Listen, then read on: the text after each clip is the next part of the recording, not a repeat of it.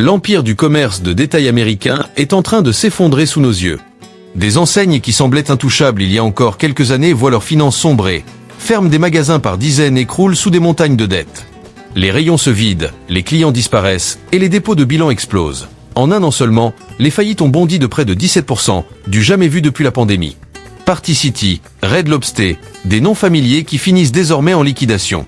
Entre des loyers hors de prix, une inflation record et une classe moyenne qui s'effrite, Main Street se retrouve exsangue.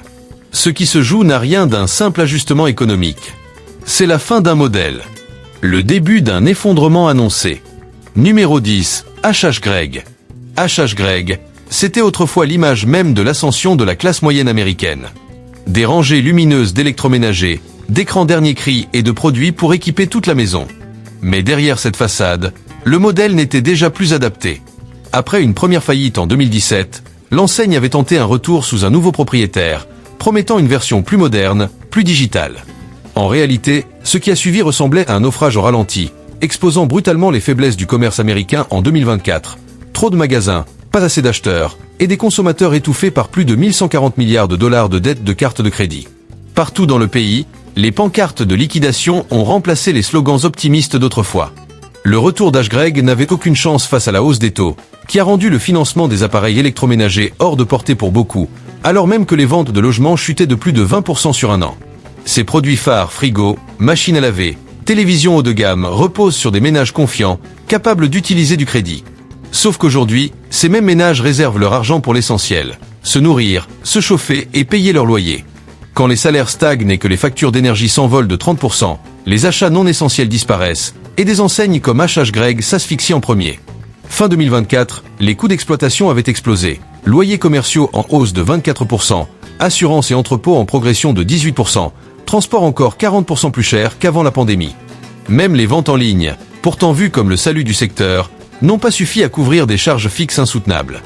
Les derniers bilans laissaient apparaître des pertes de plusieurs millions par trimestre, avec des stocks qui perdaient de la valeur plus vite qu'ils ne se vendaient. La chute d'H. Gregg dépasse largement la question d'une mauvaise gestion. Elle révèle l'effritement d'un système tout entier. Une enseigne qui avait prospéré dans une Amérique où chaque banlieue s'étendait se retrouve aujourd'hui face à un pays qui se replie. Les centres commerciaux se vident, les consommateurs n'ont plus d'élan, et les détaillants restent coincés dans des beaux imaginés pour une autre époque. H.H. Gregg n'a pas seulement perdu son marché. Elle a perdu l'environnement économique qui la faisait exister. Un magasin de plus qui disparaît, un vide de plus dans le paysage commercial américain. La preuve que la classe moyenne, autrefois moteur de Main Street, n'est plus là pour la faire vivre, seulement pour assister à son déclin. Numéro 9, Red Lobster. La chute de Red Lobster raconte bien plus qu'un échec d'entreprise. Elle reflète l'effondrement du pouvoir d'achat des ménages américains. Cette chaîne autrefois perçue comme un petit luxe du week-end pour les familles modestes a fini emportée par la crise du coût de la vie.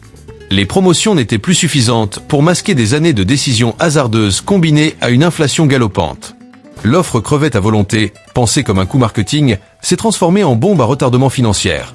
Plus de 10 millions de dollars perdus chaque trimestre, pendant que les prix des produits de la mer et les salaires flambaient. Toute sa structure économique reposait sur un contexte qui n'existe plus. Avec des prix du poisson en hausse de 28%, des loyers en progression de 22% et des factures d'électricité à des niveaux historiques, même une salle comble ne permettait plus de dégager une marge suffisante. Mais le vrai coup fatal est venu du comportement des consommateurs. Les économies des ménages sont tombées à leur plus bas niveau depuis plus de 10 ans, et les repas au restaurant ont été les premiers sacrifices. À la fin de 2024, Red Lobster traînait plus d'1 milliard de dollars de dettes, avec des intérêts qui dévoraient des millions chaque mois. Cette faillite incarne une réalité beaucoup plus large. Les Américains ne fréquentent pas moins les restaurants par choix, mais par obligation. Dans tout le pays, les marges des établissements, autrefois proches de 10%, ne dépassent plus 2 ou 3%. La pénurie de main-d'œuvre a poussé les salaires à grimper de 18%, et les frais d'assurance ainsi que les réglementations ont alourdi encore plus la facture. Chaque restaurant est devenu un centre de coût plutôt qu'une source de profit. La liquidation de Red Lobster ne signifie pas seulement la disparition d'une marque emblématique. C'est le signe que le secteur de la restauration familiale s'effondre dans son ensemble. Des milliers de salariés se retrouvent au chômage et des centaines de locaux restent vides, venant assombrir encore davantage des zones commerciales déjà désertées. Derrière les images alléchantes des plats et des soirées en famille se cachait une réalité financière en ruine. Une promesse devenue intenable dans une économie qui l'est tout autant. Au final, Quand une classe moyenne n'a même plus les moyens de s'offrir son « comfort food », ce n'est pas un simple échec culinaire, c'est un signal économique. La disparition de Red Lobster, c'est l'acte de décès de la restauration abordable dans une nation qui se rétrécit. Numéro 8. Rue 21. La faillite de Rue 21 marque la fin d'une époque, celle du centre commercial américain classique et des enseignes qui vivaient grâce à lui. Rue 21, autrefois une marque de vêtements incontournable pour les jeunes avec plus de 600 magasins, n'a pas résisté à un système pensé pour un public qui ne se déplace plus en boutique. Alors que les géants du fast fashion en ligne comme Shein ou Temu explosaient, Rue 21, dépendant du trafic dans les malles, des collections saisonnières et de prix intermédiaires, s'est retrouvé dépassé. En 3 ans, les ventes en magasin ont plongé de plus de 35%, pendant que la présence numérique stagnait. Aujourd'hui, 80% du budget mode des adolescents se dépense en ligne, laissant Rue 21 avec des loyers astronomiques et des montagnes d'invendus. En 2024, l'entreprise affichait 9 trimestres d'affilée avec une trésorerie négative. Les baux signés dans les années 2000, à l'époque où les centres commerciaux étaient bondés, sont devenus des boulets financiers alors que ces mêmes centres se vidaient dans toute l'Amérique. Chaque boutique devait absorber plus de 40 000 $ par mois en loyer, factures et personnel, un niveau impossible à tenir avec des ventes en baisse. La hausse du coût du travail a accéléré la chute, salaire en hausse de 15%, couverture santé plus chère de 20% et un turnover permanent à cause de salariés attirés par de meilleurs salaires ailleurs. Résultat, morale en baisse, coût de formation qui explose, qualité de service qui s'effondre. Leur virage tardif vers le digital n'a pas suffi, et avec plus de 120 millions de dettes liées au stock, un troisième dépôt de bilan était inévitable. La disparition de Rue 21 n'est pas un simple raté marketing. C'est la preuve d'un effondrement structurel. Le commerce physique de vêtements a perdu son rôle culturel. Les malles sont désertés, la pub locale ne touche plus personne, et les tendances changent plus vite que ce que la logistique d'un magasin peut suivre. Une marque pensée pour représenter l'identité des ados ne peut pas rivaliser avec une mode façonnée par les algorithmes et les réseaux sociaux. Rue 21 ferme ses portes, et avec elle, c'est tout un chapitre qui se referme. Les vêtements n'ont pas perdu leur charme. C'est la manière de les acheter qui a changé. Numéro 7. Joann. La chute de Joann raconte bien plus que la fin d'une chaîne de loisirs créatifs. C'est le symbole d'une créativité américaine étouffée par la réalité économique. Pendant plus de 80 ans, l'enseigne a été le repère des passionnés, des artisans locaux, des petites entreprises et de tous ceux qui donnaient vie à leur projet maison. Mais en 2024, les derniers fils qui maintenaient son modèle ont fini par céder. Les ventes en magasin ont plongé de plus de 20%, tandis que les coûts d'exploitation explosaient dans tous les sens. Loyer, salaire, énergie, tout grignotait des marges déjà fragiles, dépendantes d'un trafic régulier et de dépenses non essentielles. Quand l'inflation transforme un simple passe-temps en luxe, les clients fidèles disparaissent, tout simplement. À son apogée, Joann comptait plus de 850 magasins et employait plus de 20 000 personnes. Mais à la fin de 2024, la dette dépassait le $1 milliard, et rien que les intérêts coûtaient plus de 60 millions par an. Les stocks s'accumulaient alors que les coûts logistiques bondissaient de 35%, forçant la chaîne à solder massivement ses produits, au point où la marge brute s'est retrouvée réduite à peau de chagrin. Le cœur du modèle reposait sur le tissu vendu en grande quantité et les fournitures saisonnières. Sauf qu'aujourd'hui, les consommateurs privilégient soit le numérique, soit des importations à bas prix. Chaque mètre de tissu qui restait en rayon reflétait un autre morceau de pouvoir d'achat perdu, encore un signe que les budgets se resserraient. Certes, la marque avait bénéficié d'un sursaut temporaire pendant la vague DY du confinement, mais ce moment n'a été qu'une illusion. Dès que les chèques de relance ont été dépensés, les ventes sont retombées au plus bas. Face à une concurrence en ligne capable de proposer des prix presque de gros, Joann n'avait plus aucun avantage. Les tentatives de modernisation, caisse automatique, coupons numériques, programmes de fidélité n'ont rien changé à une infrastructure physique dépassée. Même si la restructuration sous faillite a permis de sauver quelques magasins, le socle est durablement fragilisé. Le déclin de Joann dépasse de loin le cadre de l'entreprise. C'est un petit drame culturel, silencieux mais réel. Il marque le moment où s'exprimer artistiquement devient trop coûteux pour beaucoup. Quand un simple fil à coudre devient un fardeau financier, ce n'est pas seulement un magasin qui s'éteint, mais une partie de l'imagination d'un pays entier qui perd de ses couleurs. Numéro 6. TGI Friday. TGI Friday s'était construit sur une promesse simple, permettre à l'Américain moyen de s'offrir une soirée au restaurant sans culpabiliser. En 2024, cette promesse n'est plus tenable. Ce qui était autrefois un rituel du vendredi soir est devenu une autre victime de la baisse du revenu réel et de l'explosion des coûts. Dans tout le pays, les restaurants se sont retrouvés pris en étau. Salaire en hausse de plus de 18%, matières premières 25% plus chères, vente d'alcool en baisse parce que les consommateurs réduisent le superflu. Même une enseigne aussi iconique que TGI Fridays n'a pas pu absorber le choc. Avec des centaines de millions de dettes, la chaîne ne pouvait plus rivaliser avec les fast-food modernes, les services de livraison et leurs coûts ultra compressés. Avant la pandémie, un repas moyen coûtait environ 24 $. En 2024, quand chaque assiette en coûte déjà 19 rien qu'à produire, l'équation ne tient plus. Les marges, autrefois proches de 10%, se sont effondrées sous les 2%. Impossible de survivre dans ces conditions. Les franchisés ont fermé à une vitesse record, incapables d'honorer des loyers en hausse de 22%. Et avec des prix de l'énergie au plus haut depuis 10 ans, certains restaurants perdaient jusqu'à 40 000 $ par mois. La culture américaine du restaurant a changé, mais TGI Fridays n'a pas réussi à suivre. La livraison via application, l'impression d'augmentation constante des prix sur les menus, et un mode de vie où les familles font leur compte au centime près ont fait disparaître son public principal. Les familles qui occupaient autrefois les banquettes rouges doivent désormais prioriser les courses avant les cocktails. Fin 2024, presque tous les établissements américains avaient baissé le rideau, ne laissant que quelques franchisés à l'étranger. Et cette disparition n'a rien d'un simple élan nostalgique. C'est la preuve que tout le modèle du restaurant américain est en train de s'effondrer sous son propre poids. Quand aller dîner dehors devient un luxe, ce n'est pas seulement un lieu de vie qui disparaît. C'est un rituel social, un moment de connexion, un symbole du mode de vie de la classe moyenne. TGI Fridays n'a pas seulement fermé des restaurants, il a mis un point final à une époque où casual voulait dire accessible. Numéro 5. 99 cents only. La disparition de 99 cents only dépasse largement le cadre d'une faillite de plus.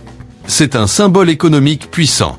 L'enseigne qui incarnait l'idée même de petit prix n'a pas survécu à ce qui aurait dû être son terrain naturel, l'inflation. Avec plus de 370 magasins, la chaîne ne pouvait plus maintenir son identité tout à moins d'$1 quand tous ses coûts explosaient simultanément. L'énergie était 35% plus chère, les renouvellements de baux grimpaient de 22%, et les prix de gros aliments en conserve, produits ménagers, articles de première nécessité bondissaient de 18% à 40%. Chaque magasin ouvert perdait de l'argent, semaine après semaine. À son meilleur, 99 cents only générait plus de 2 milliards de dollars de revenus annuels. Mais en 2024, ses dettes étaient 10 fois supérieures à ses actifs. Impossible de survivre avec des marges aussi faibles dans un pays où le nombre même de consommateurs solvables diminue. Près de 45 millions d'Américains dépendaient de l'aide alimentaire, les dettes de cartes de crédit atteignaient des sommets, et la valeur du dollar s'effritait au point de ne plus suffire à remplir les rayons. Le nom de l'enseigne est devenu son propre paradoxe. Même le pas cher était devenu trop cher. Lors de la liquidation, les magasins bradaient tout à moins 70% juste pour vider les stocks. Et malgré des prix dérisoires, la fréquentation restait décevante. Les clients qui remplissaient autrefois leur panier évitaient désormais les rayons entiers, préférant payer leurs factures plutôt que leurs courses. Début 2025, plus de 10 000 employés se retrouvaient sans travail, et des centaines de locaux laissés à l'abandon illustraient brutalement l'impact de l'inflation. La chute de 99 cents only expose une vérité inconfortable. Quand le bas prix ne peut plus exister, c'est toute la base du marché qui s'effondre. Ce n'était pas un problème de gestion. C'était une simple équation mathématique. Dans un pays où le coût de la vie dépasse les salaires année après année, même les magasins à $1 ne peuvent plus vendre à un public dont la monnaie perd sa valeur. Numéro 4. LL Flooring. LL Flooring, autrefois un pilier du marché de la rénovation à petit budget, s'est retrouvé entraîné vers le fond en même temps que la crise immobilière américaine s'enlisait. L'entreprise comptait plus de 400 magasins et profitait d'un marché où les foyers changeaient de maison, rénovaient, amélioraient. Mais quand les taux hypothécaires ont dépassé les 7%, tout s'est arrêté. Les ventes de logements existants ont chuté de plus de 20% en un an, et avec elles, la clientèle même qui faisait vivre l'entreprise. Quand les Américains n'achètent plus, ne rénovent plus, ne bougent plus, le plancher devient un luxe. Et c'est là que LL Flooring s'est effondré.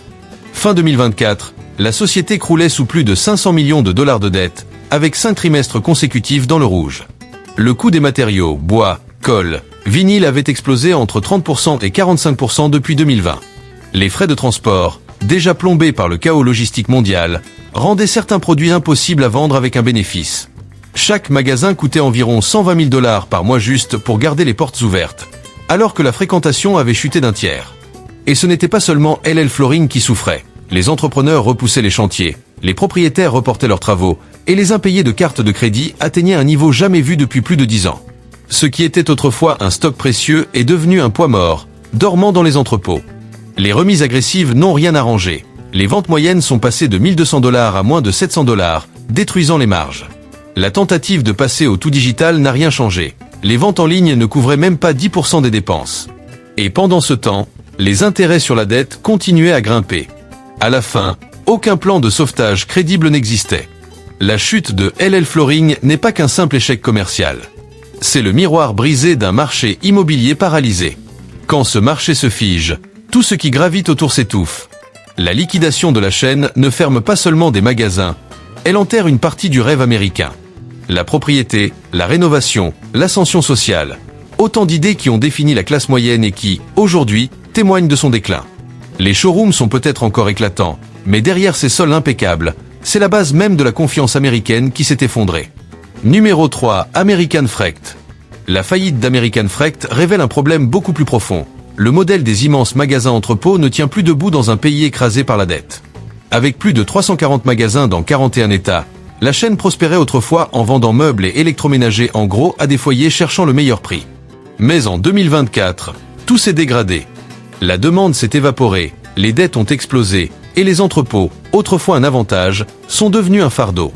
Le début de la fin a été provoqué par la maison mère, Franchise Group, qui s'est retrouvée noyée sous plus de 1,8 milliard de dollars de dettes. Les filiales, dont American Freight, ont dû absorber le choc.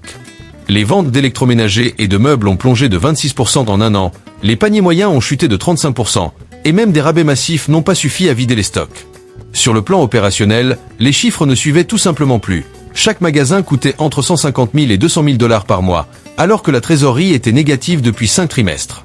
Les coûts de transport, l'atout historique de la chaîne, ont augmenté de 40% depuis 2020.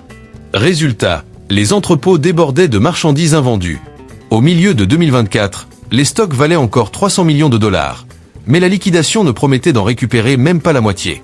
La fin d'American Freight symbolise la mort d'un modèle économique. Quand tout repose sur le volume, le crédit et la vitesse, il suffit que la demande disparaisse pour que l'édifice s'écroule. Les consommateurs n'achètent plus des meubles, ils financent leur survie. Ceux qui remplissaient autrefois leurs camions de produits paient aujourd'hui 25% d'intérêt juste pour garder l'électricité allumée. Le modèle entrepôt vers domicile, pensé pour une classe moyenne en expansion, n'a plus sa place dans un pays où la solvabilité se fragilise. À la fermeture, ce sont des milliers d'emplois qui ont été perdus, et des centaines de bâtiments géants qui sont restés vides, figés dans les banlieues américaines. American Freight n'a pas sombré à cause d'erreurs internes. Elle a été victime d'un système qui ne peut plus soutenir la consommation à grande échelle. Dans un pays où la dette remplace l'achat, les entrepôts deviennent les mausolées d'une économie qui n'a plus les moyens de ses ambitions. Numéro 2, Party City. La disparition de Party City révèle quelque chose d'encore plus surprenant. Même la joie a désormais un prix que beaucoup ne peuvent plus payer. Pendant près de 40 ans, la marque a accompagné les moments heureux des familles américaines, anniversaires, remises de diplômes, mariages à travers plus de 850 magasins. Elle faisait partie du décor émotionnel du pays. Mais en 2024, tout s'est arrêté. Le plus grand détaillant d'articles de fête aux États-Unis a été contraint de liquider après avoir été écrasé par l'inflation, la chute de la demande et des coûts d'exploitation qui augmentaient plus vite que les revenus. Au moment du dépôt de bilan, la dette dépassait 1,7 milliard de dollars. Les loyers avaient bondi de 25%, l'énergie de 40%, le transport avait plus que doublé par rapport à 2020. Un modèle fondé sur le volume ne peut pas survivre quand les familles coupent dans tout ce qui n'est pas vital. Avec la hausse du prix des aliments, plus de 20%, chaque dollar spare servait à tenir, pas à décorer une fête. Les produits festifs, ballons, costumes, décorations sont devenus des extras dans un pays où 60% des foyers vivent au jour le jour. Même après une restructuration en 2022, les ventes n'ont fait que décliner. Un magasin coûtait environ 100 000 dollars par mois, mais les revenus chutaient de 30% par rapport à l'année précédente. Les entrepôts se retrouvaient pleins d'invendus, les fournisseurs exigeaient d'être payés comptant et la trésorerie de Party City ne suivait plus. Le résultat, l'une des fermetures les plus rapides de ces dernières années. Et au fond, ce n'est pas juste la fin d'un vendeur de ballons. C'est un symbole. Quand un pays n'a plus les moyens de célébrer les petites choses, ce n'est pas seulement le commerce qui souffre, c'est la société qui s'éteint un peu. La chute de Party City ressemble à un avis de décès pour l'optimisme américain. La musique s'arrête, les confettis retombent, et ce qui reste, c'est le silence d'une population épuisée. Numéro 1, Biglow. La faillite de Biglow en dit long sur l'état du pays. Le détaillant discount, créé pour aider les familles modestes à s'en sortir, a fini par être victime de la pauvreté même qu'il cherchait à atténuer. Avec plus de 900 magasins, Biglow était depuis longtemps un refuge pour ceux qui cherchaient à faire des économies. Mais en 2024, tout s'est effondré sous le poids de l'inflation et de la chute de la demande. Depuis 2022, les pertes trimestrielles s'enchaînaient, grignotant plus de 300 millions de dollars de valeur pour les actionnaires. Les taux d'intérêt rendaient tout refinancement impossible. Les coûts logistiques, d'énergie et de main-d'œuvre grimpaient de 21%. Chaque magasin coûtait environ 130 000 $ par mois, mais la fréquentation avait plongé de 28%. Et ce n'est pas parce que les gens cherchaient ailleurs, c'est qu'ils n'avaient plus rien à dépenser. Les marges, autrefois stables à 40%, sont tombées sous les 20%. Les stocks restaient des mois en magasin, immobilisant des centaines de millions en produits impossibles à écouler. La transition vers le commerce en ligne n'a jamais suffi à compenser le coût des magasins physiques. Fin 2024, les créanciers ne voulaient plus entendre parler de restructuration. Ils exigeaient une liquidation pure et simple. Et la vérité, c'est que la chute de Biglow dépasse largement le cadre d'une entreprise. Elle montre que le modèle même du discount ne fonctionne plus dans un pays où les 60% les plus modestes réduisent déjà leurs dépenses essentielles. Quand même les produits pas chers deviennent trop chers, c'est toute l'économie qui vacille. Pour beaucoup d'Américains, la fermeture de Biglow n'est pas seulement la fin d'un magasin. C'est la perte du dernier filet de sécurité qui les séparait de la précarité totale. La chaîne n'a pas simplement disparu. Elle a été engloutie par la même détresse financière qu'elle essayait autrefois d'atténuer.